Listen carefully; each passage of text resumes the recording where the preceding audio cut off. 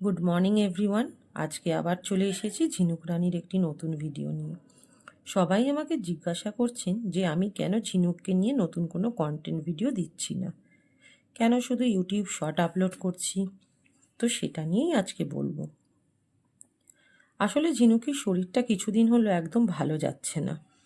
ওর কিছু একটা gastro problem হচ্ছে, যার জন্য ও একটু ডাউন আছে। খুব একটা আমি বাইরেও বের করছি না, পাছে ও কোনো নোংরা জিনিসে মুখ দিয়ে দেয়।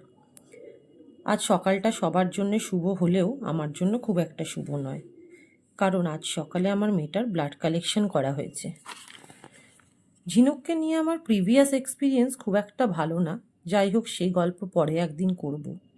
কিন্তু ঝিনুকের শরীরটা খারাপ হওয়ার পরেই আমি শুনলাম যে রাস্তার 6টা কুকুর বাচ্চার মধ্যে কালকে 3টে বাচ্চা পার্বো রোগে মারা গেছে, যেটা খুবই একটা ছোঁয়াচে রোগ। সেটা নিয়েও একদিন ডিটেলসে আপনাদের বলবো।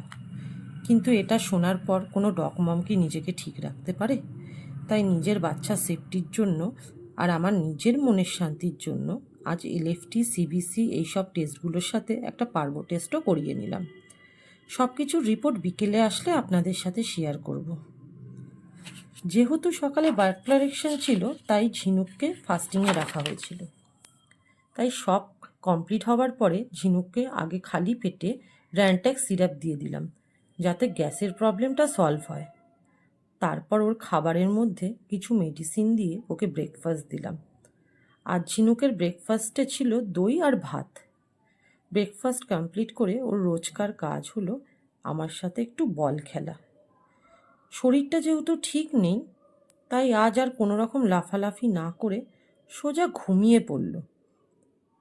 ওর রিপোর্ট আসলে আপনাদের সাথে অবশ্যই শেয়ার করব। ততক্ষণ সবাই একটু ওকে আশীর্বাদ করবেন, যাতে ও তাড়াতাড়ি সুস্থ হয়ে যায়। এখন এখানেই শেষ করছি। দেখা হবে একটি নতুন ভিডিও নিয়ে। আজকের মতো নমস্কার।